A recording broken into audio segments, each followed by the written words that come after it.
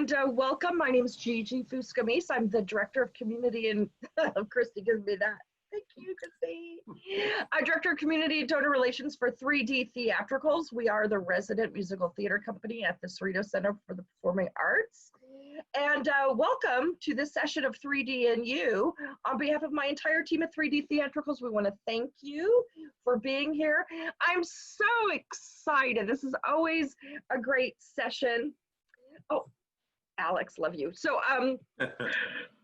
this gentleman has some great stories to tell. He has quite the storied life. His mother, the Oscar-winning actress Eileen Heckert, I'm sure living with her was a lot of fun. And there's sometimes, and then there were some people that came in and out of Luke's life that he'll be telling us about. And not only is he a tall, gorgeous blonde, but one of the best storytellers you'll ever meet. Ladies and gentlemen, I'm happy to introduce our guest speaker today, Luke Yankee. Luke. Thank you, everybody. I love doing these events for 3D, and I would walk across the Sahara Desert on my tongue for Gigi Fuscamise. Oh. So write that down. I'll do absolutely anything for her. So I'm very happy to be here with you. So Gigi suggested I give you a little background first for some of you, some of the newbies. Oh, she's holding up my book. Here we go. I had one here as well, so we can do it in stereo. There's Luke's book, just outside the spotlight. My memoir called Just Outside the Spotlight. Also, oh, and the DVD, yes, Diva Dish, which Gigi, God bless her, arranged for me to do a 6-week run at the Long Beach Playhouse when she was running that. And basically, so my mother was this lady, Eileen Heckert, as Gigi said, who won an Oscar for the film Butterflies Are Free and is in the Theater Hall of Fame and tons of television and film work. And so I grew up in this crazy anti-MAME-esque kind of household, where Ethel Merman taught me how to make martinis at age 10. Paul Newman gave me acting lessons in the living room. Marilyn Monroe babysat my brothers. And it was very strange and eccentric. But I sort of didn't, it was just normal to me. I mean, I was, I think, 6 years old before I realized that not all the kids in first grade sat around watching their moms on TV on Saturday night. Because it was just normal. It was just what one did in my household. So I wrote this book because my mother was an incredible storyteller. And as a kid, I would kind of sit at the feet of, at her feet, and there would be Mary Tyler Moore or Teresa Wright or, oh gosh, the Newmans, or, you know, so many other people, as in Paul and Joanne. Paul Newman and Joanne Woodward, and you know, so many other people, and I would just sit there like a sponge and soak up all these stories. And I knew my mother was never going to write a book, and so after she passed away, I wrote one. And so it's a bunch of her stories combined with a bunch of my stories. And kind of an extension to that, while I'm in the mode of pitching, I wanted to share with you, and maybe my friend Benjamin, who's actually seen this, might want to chime in something about this.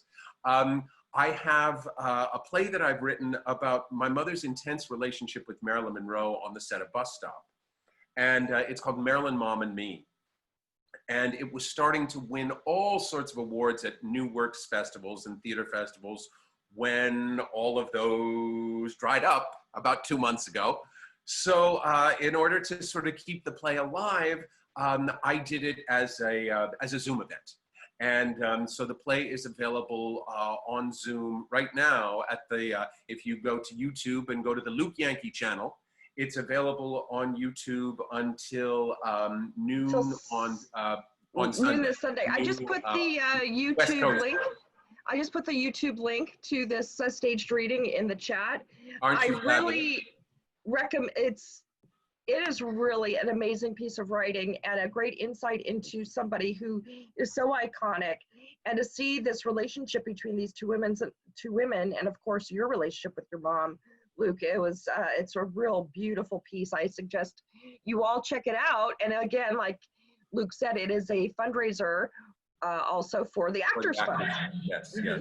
Although I realize that some people are out of work at this time, et cetera, it's not mandatory to donate to the Actors Fund in order to watch it. If you're able to give a small contribution, great, but certainly you don't have to. But, and I talked about this before, and I just wanted to give a little bit more background on it. So Marilyn Monroe, before she did Bus Stop, which many people consider her greatest performance, she took the year off before and studied, went to New York and studied with Lee Strasberg, the great acting teacher. And Lee Strasberg was the one who taught the method, when, for those of you who aren't familiar, you're mostly theater people, so I'm sure you probably are, but where one has to experience something in the moment and really feel it organically. And since my mother was playing Marilyn's best friend in the film Bus Stop, Marilyn was determined as a method actress to make my mother her best friend. So they had this very intense relationship and kind of bonded through their wounds of both being adopted children and never feeling wanted. And even with all that both of these ladies accomplished, never entirely felt like they were part of the club. So I wrote this play about this and how deeply this friendship affected my mother, to the point where to the day she died, she could never talk about Marilyn without bursting into tears, and how ultimately this impacted my relationship with my mother. So it's a deeply, deeply personal play. And again, it's available on YouTube until noon on Saturday, West Coast time. And I'd love to have you check it out. And before we press on to other things, Benjamin saw it last night. Benjamin is with us all the way from Germany. And Benjamin, I was just wondering if there was, he's a huge Marilyn Monroe fan. In fact, he publishes a magazine about Marilyn Monroe and is, I believe, is the president of the German Marilyn Monroe fan club. And Benjamin, is there anything you'd like to add about Marilyn, Mom and Me? Welcome, Benjamin. Oh, thank you.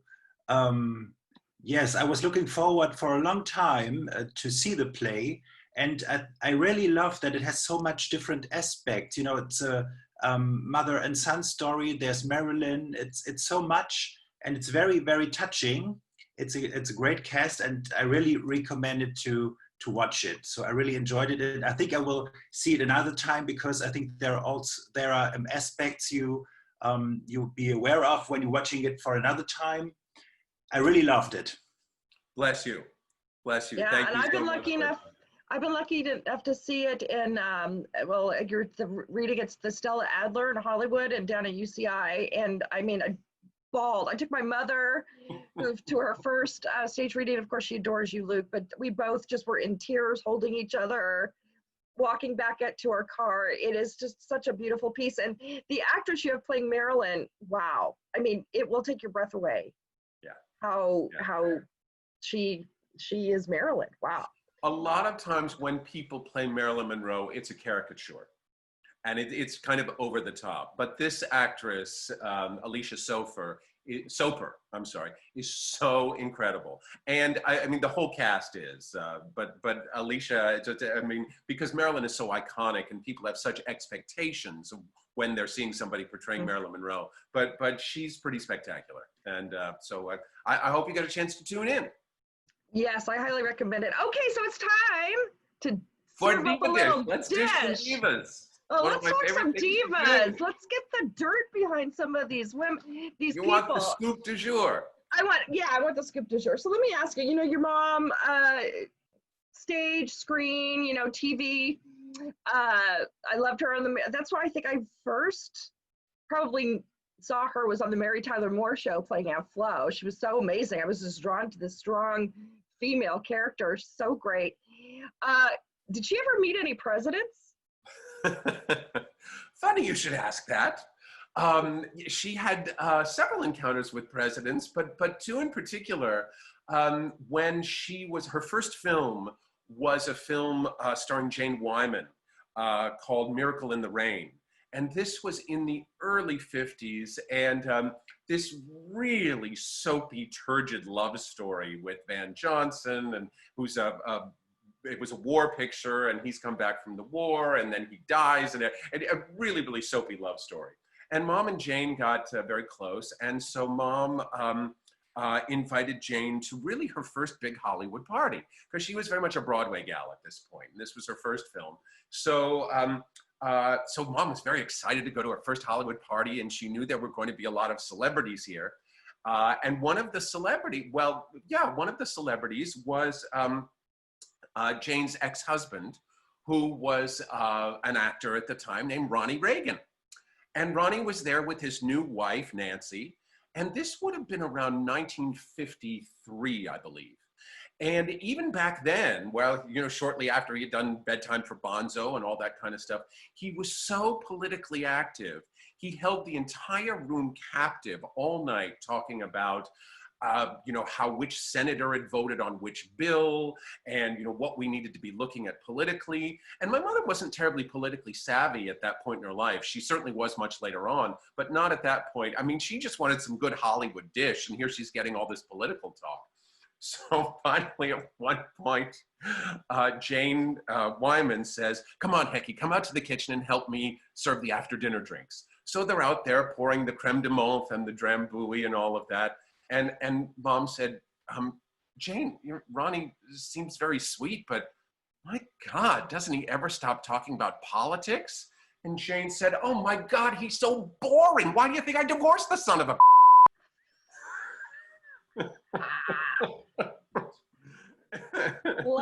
Love. And the other presidential encounter, the other major presidential encounter, in the mid-60s, my mother did I think it was around 67. My mother did a very popular Broadway comedy called You Know I Can't Hear You When the Water's Running. And this was 4 one-act comedies dealing with sexual situations that was rather risque in 1967. But it was a very popular play, as I said. And so one night, Lady Bird came to see it. And of course, this was when Johnson was president, obviously. So it was a big deal that Lady Bird had come to see this. And she came backstage and, you know, with all her Southern charm and all, she was very gracious with my mother.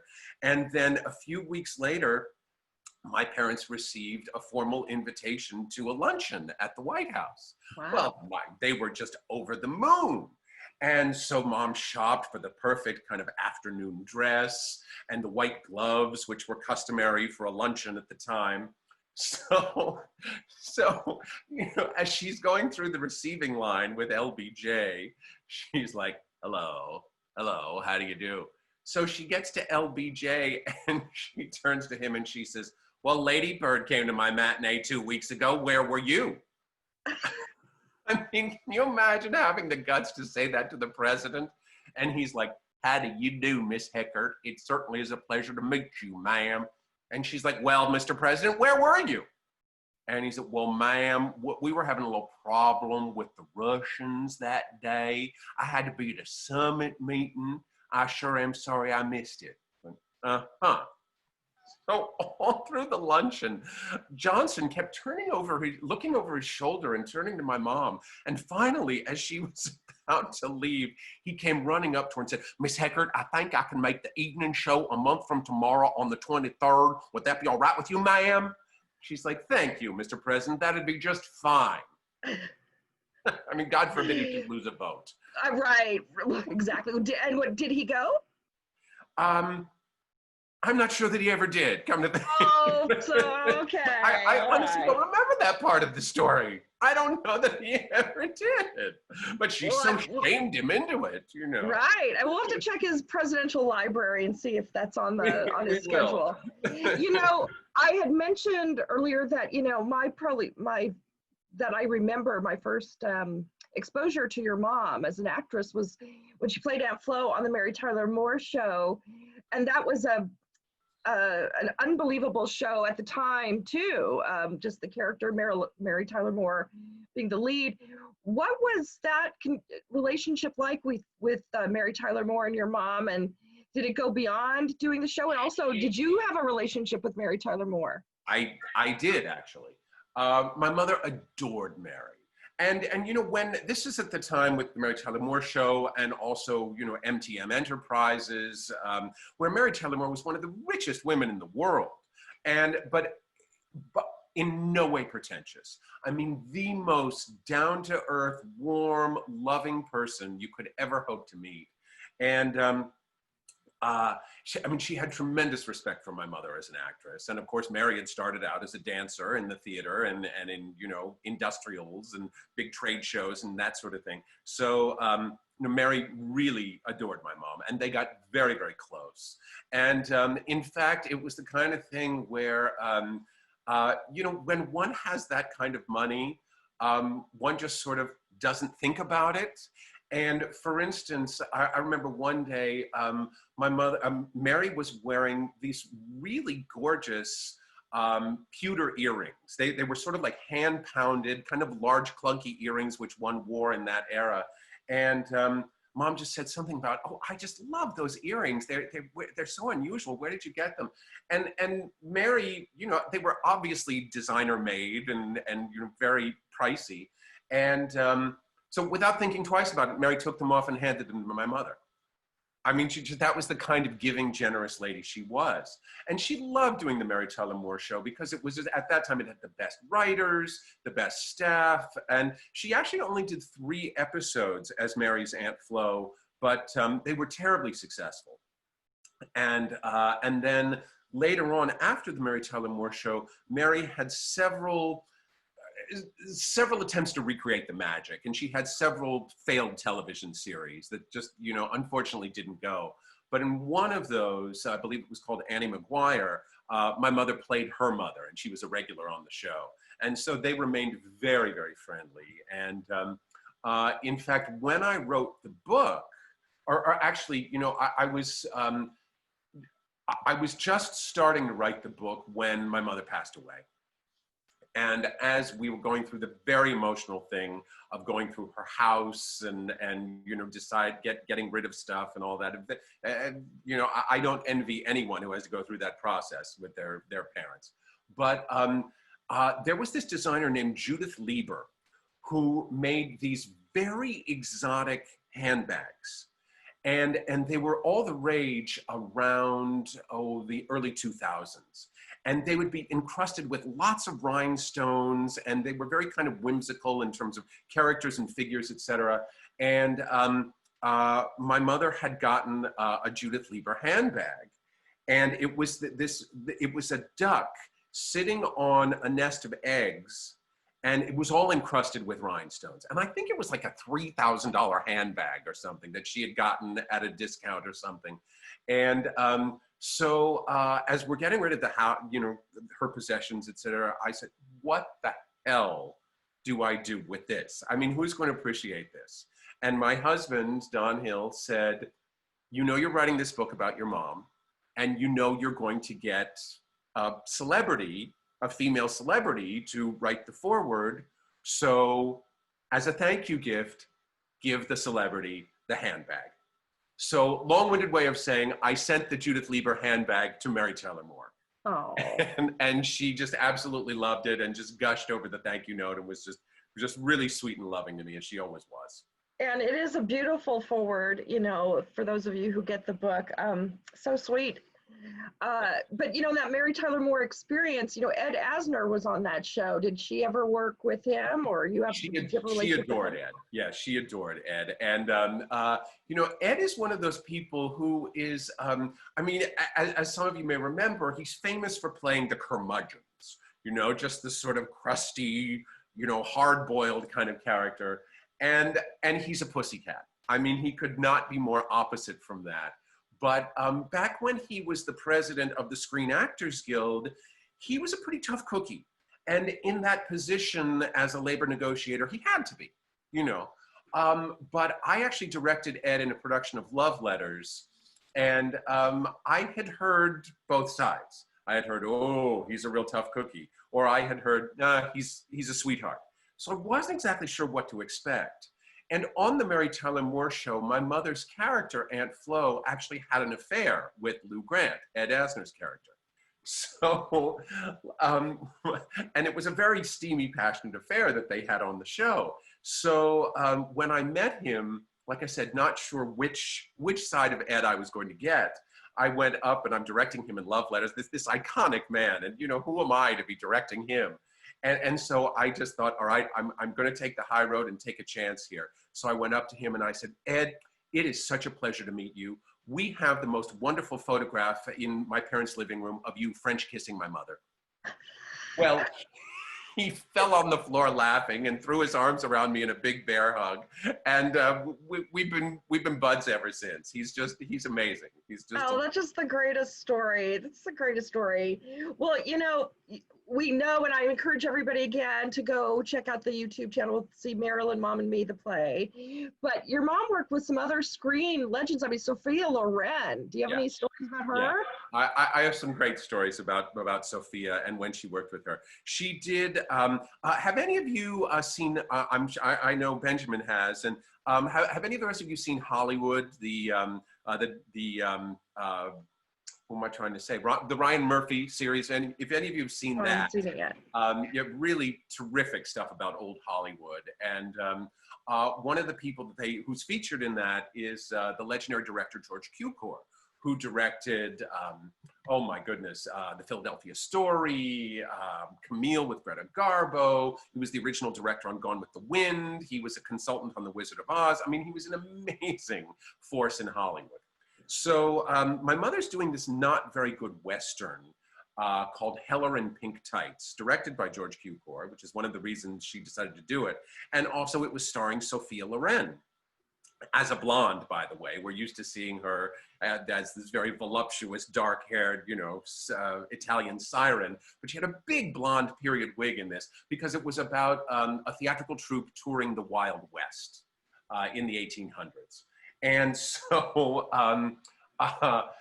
there was a couple of great stories about that. First of all, there was one time with Sophia, who was such an earth mother. And my father and my brothers, I was not quite born yet. In fact, my mother was pregnant with me, and she's doing all these scenes on horseback. She's thinking, oh, I hope I don't lose this kid, bouncing around on this horse. So, you know, clearly I came out okay. But so one night they were on location and they were watching the dailies, what in those days they called the rushes of that day's shooting. And so they would sort of make it a party, and they would sit and they would have popcorn and, you know, all sit around and watch the dailies. So Mom is there with my brother Mark, who I think was about 3 at the time. And my father is there, who was out visiting the set, and Cukor, of course. And so, so Sophia turns to Mark, as a little 3-year-old boy, and she says, Mark, would you like to sit on my lap while we watch the rushes of Mommy's shooting today?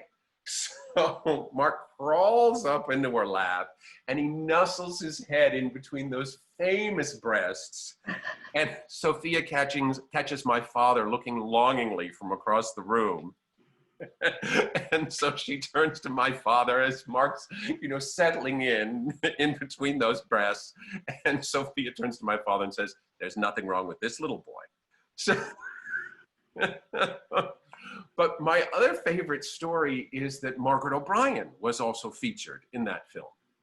And Margaret O'Brien, some of you remember as the little girl in films like Meet Me in St. Louis and The Canterville Ghost. But this was Margaret O'Brien as a young woman in her 20s who was playing the ingenue of the theater company. And she and Sophia got very chummy. And she was just obsessed with all of Sophia's beauty tips.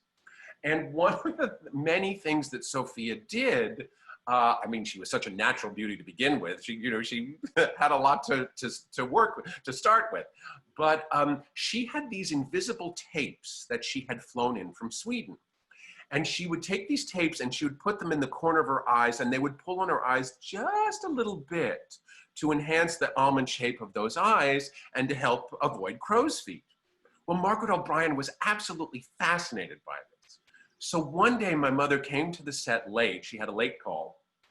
And George Cukor is screaming like a banshee. And she's like, George, what on earth is the matter? He said, you know all that great location work we did last Tuesday? Well, we have to reshoot the whole morning because Margaret O'Brien looks Chinese. Jeez. Sure enough, Margaret O'Brien had gotten a hold of Sophia's tapes and she had pulled them too tight. Since it was location work, they weren't able to reshoot.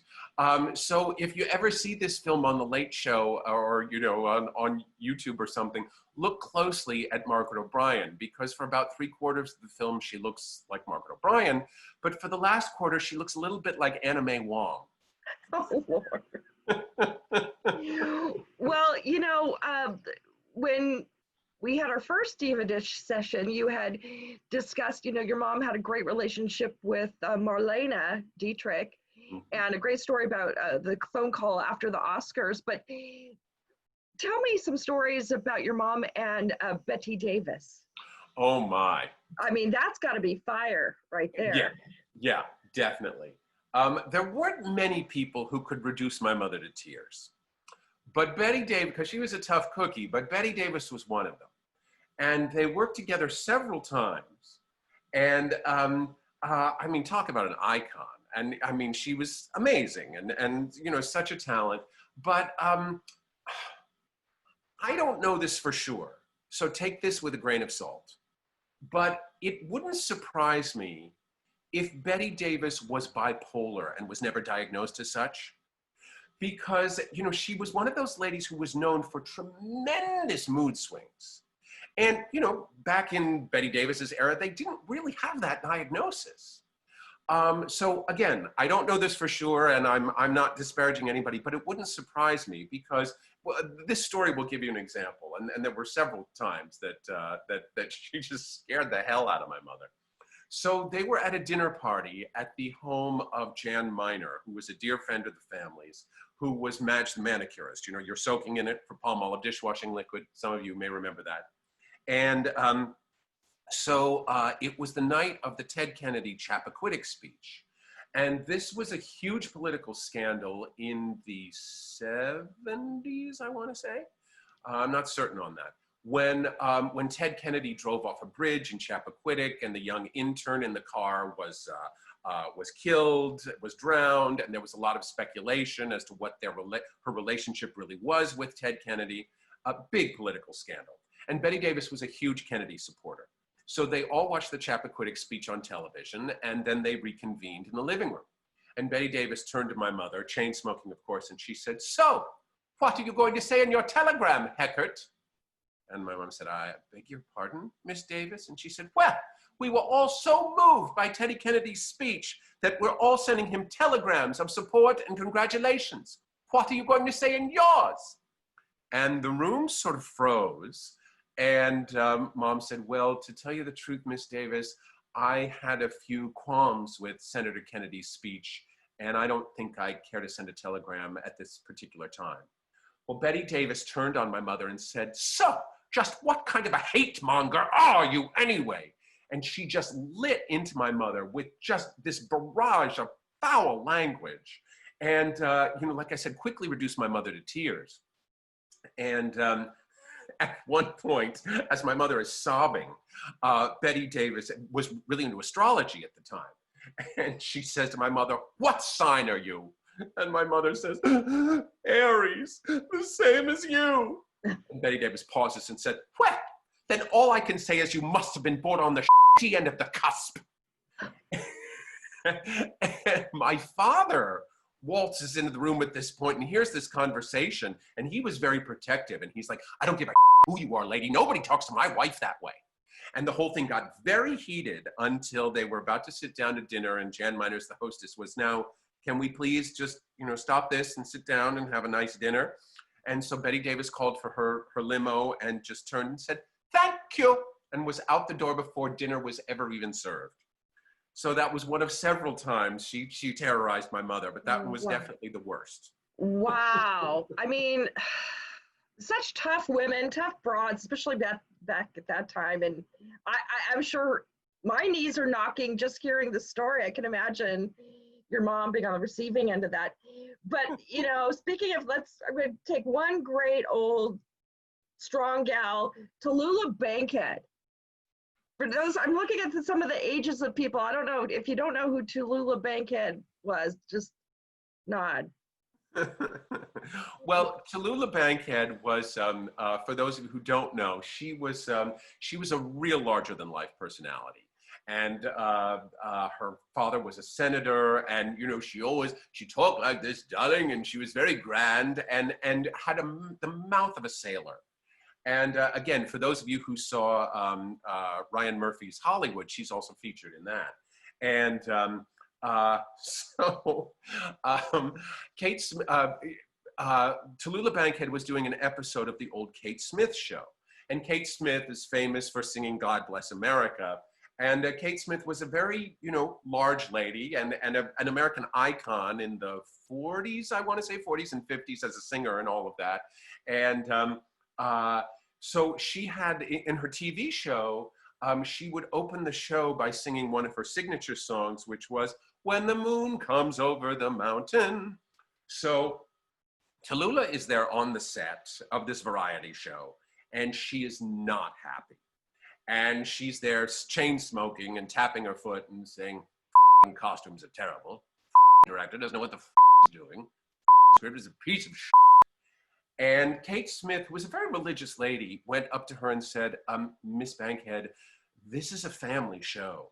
And I treat my staff and my crew as if they are family. And I must ask you not to use that kind of language while you're on this set. So Tallulah turns around and flicks her cigarette and says, listen here, you, I was a big star for 20 years before you ever dragged your over that mountain. And Kate Smith fainted. She went right down with a resounding thud, right down to the floor. They had to bring the smelling salts and she totally passed out. Love her. Love her. Oh my gosh. Well, we've been talking about these great you want to get more contemporary? Should I tell the Ellen story? I was going to say, I wanted to go into transition into Broadway, but yeah, let's go with Ellen. Great.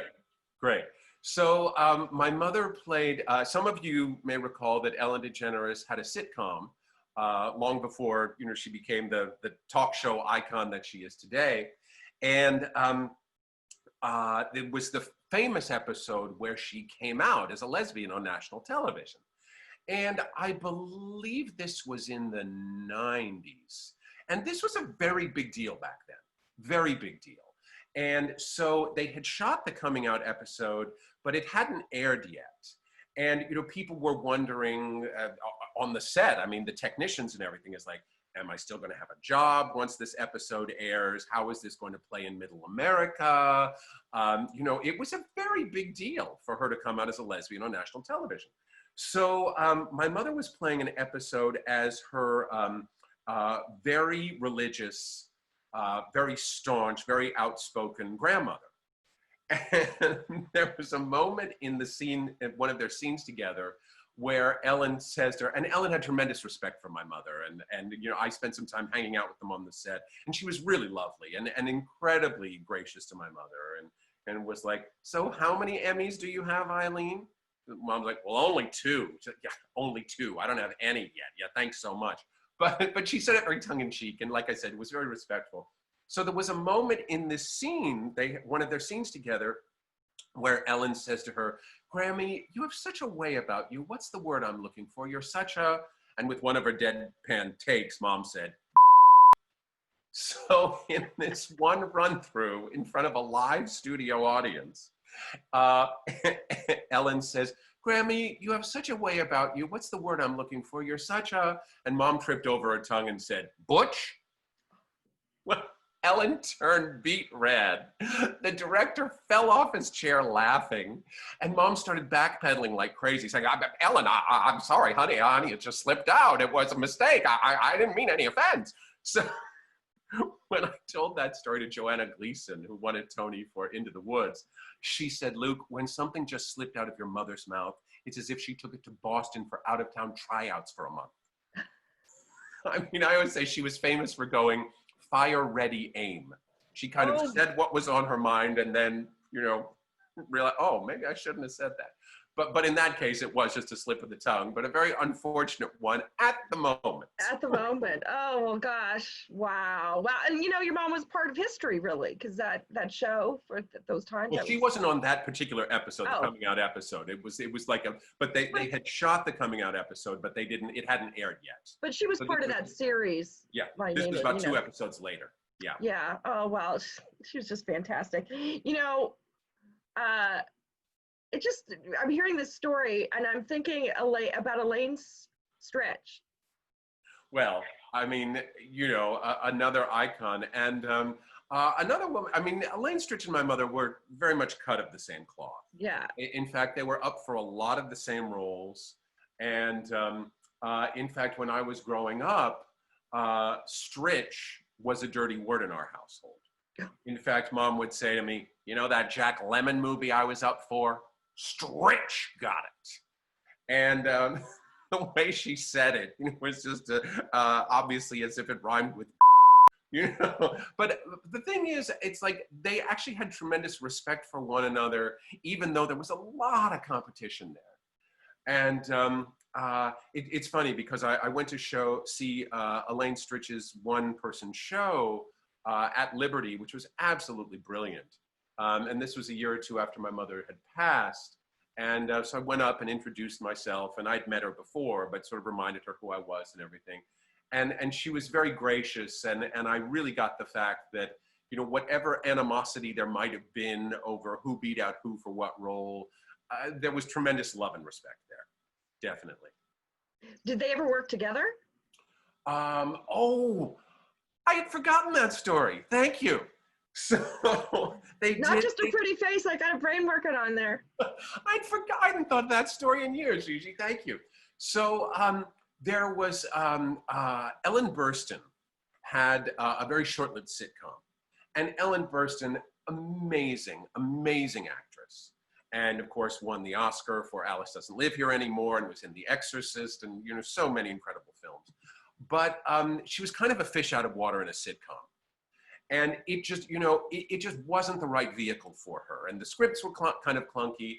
And so Elaine Stritch played her mother on the show, and my mother did a guest spot on the show.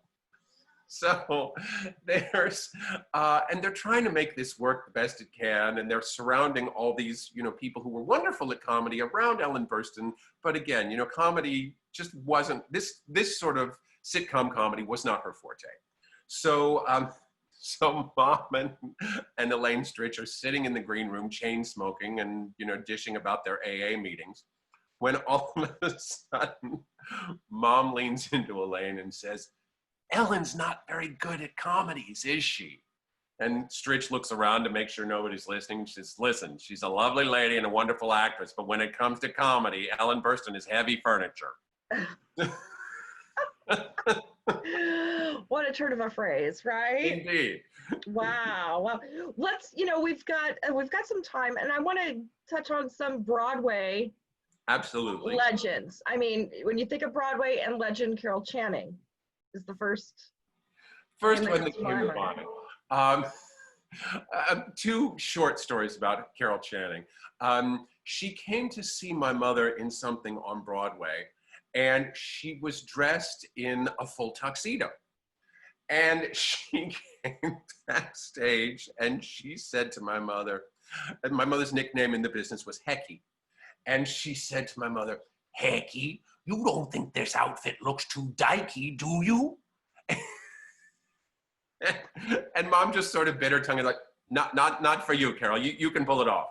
And one of my other favorite stories about Channing this one doesn't have anything to do with my mom, but I heard this one from Leroy Reams, who was in 42nd Street and did Dolly many times with Channing.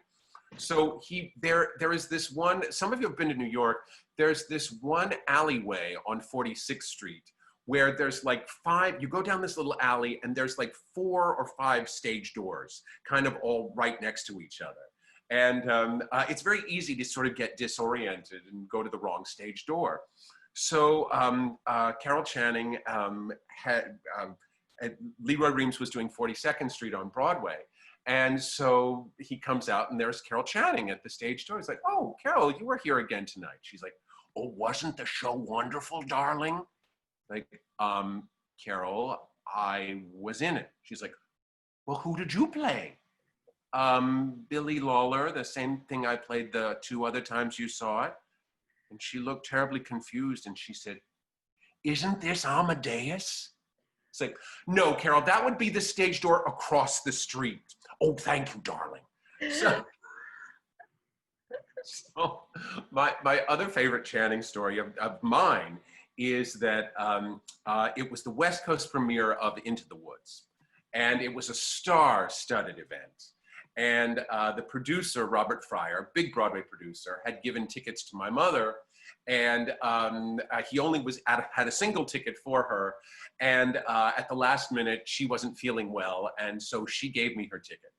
So here I am in the VIP row, sitting by Brenda Vaccaro and all these major Broadway producers and just all these stars. And it turns out I'm sitting right next to Carol Channing.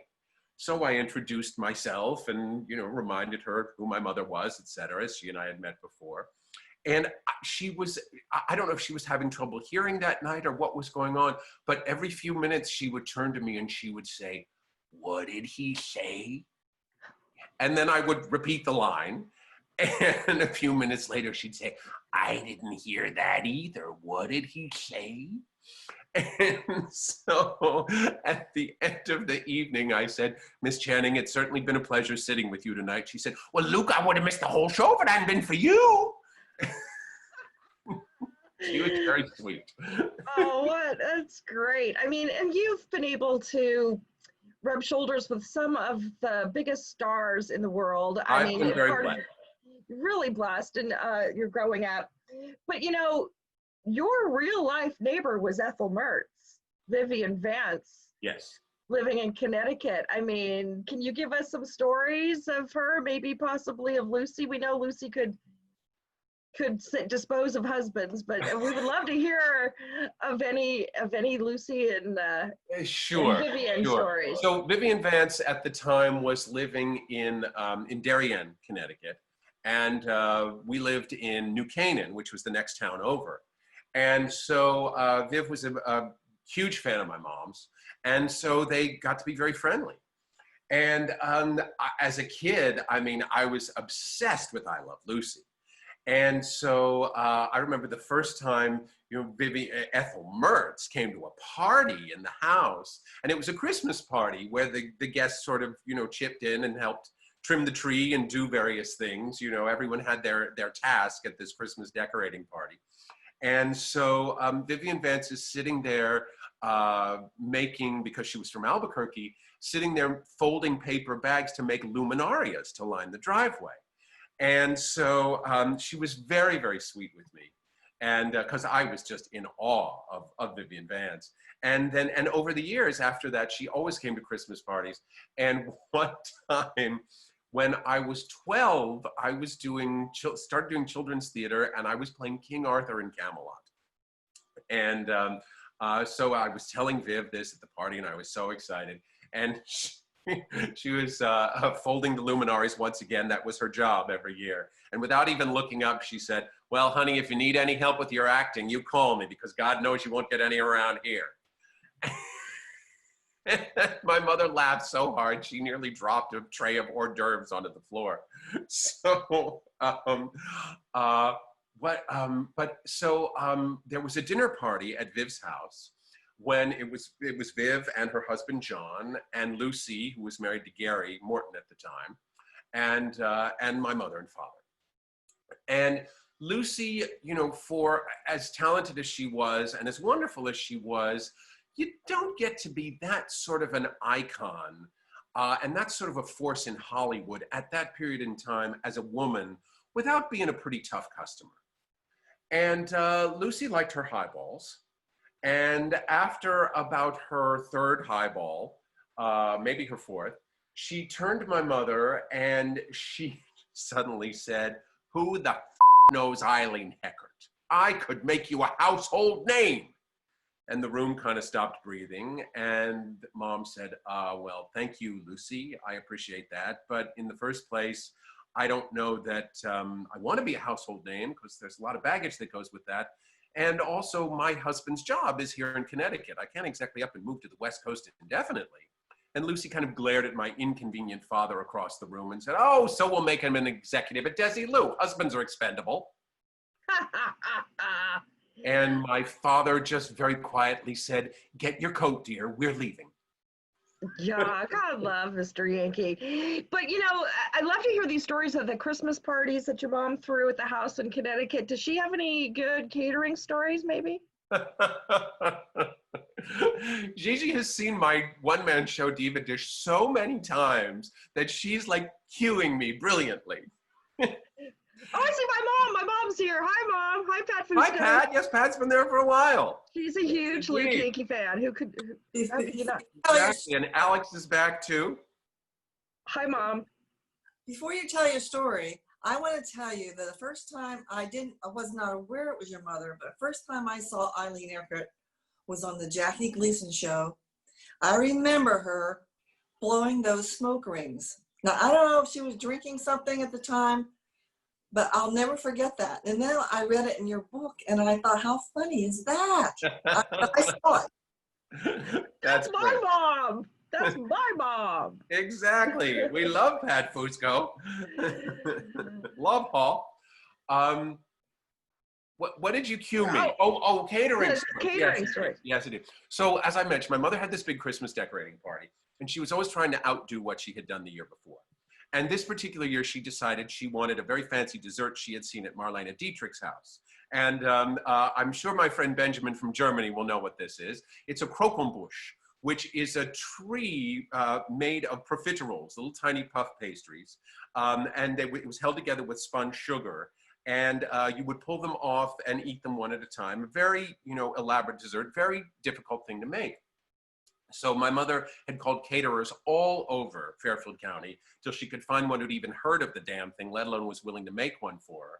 And she spoke to this one woman who said, yes, I could make one of those for you. And if your party is on Sunday, well, I suppose I could have it for you by Tuesday. So on Tuesday, my mother calls. Hello, this is Mrs. Yankee. Who? I'm calling about the Krokenbusch. Oh, no, it's not ready. Call again tomorrow. The next day, well, I couldn't possibly have it for you today. I had a dinner for 200 at the UN last night. Call tomorrow. So this went on and on until my mother was a nervous wreck that she wasn't going to have a dessert for her party.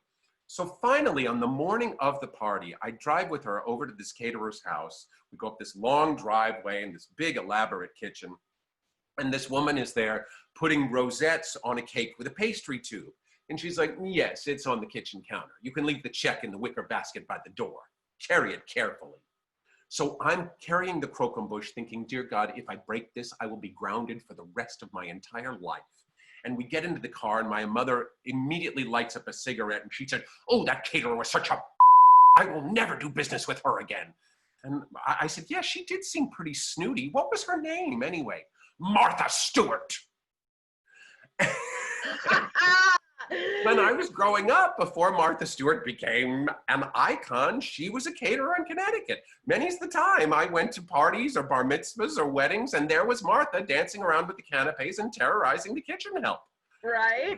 And that's an amazing story and a great way to start to wrap up our session. But the best part of seeing everybody's face in the gallery, you didn't see that coming, huh?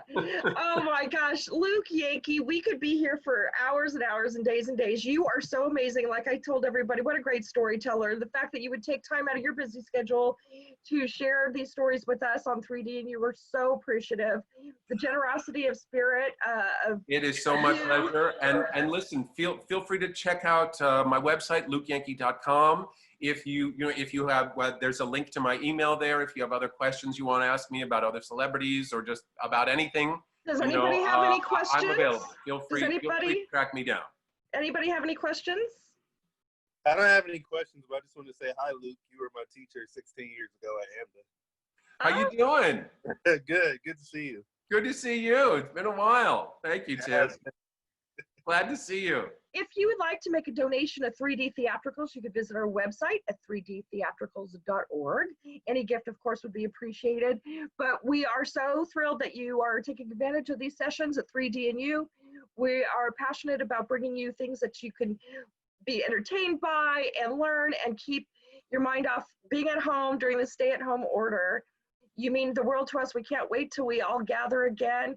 Mr. Yes. Yankee again, Marilyn, Mom, and me streaming through Sunday on Luke's YouTube channel. I put that in the chat. And if you want, his book is still available online just outside the Spotlight. It's a great book. You could visit if you want some more Diva Dish info, or if you are in a position you want to book Luke in the future, divadish.net is his website for all things Luke, Yankee, and Diva Dish. I have the greatest honor to have this man as my friend, and I'm so happy. I'm the one who's honored, my darling. Okay, see, here it goes. The water works. Everybody have a great day. Thank you so much. We'll see you at 2 o'clock and at 3 o'clock, Mr. Thanks, Yankee. everybody. Thank It Bye, was great everybody. fun. Thank you. Bye-bye. Love you.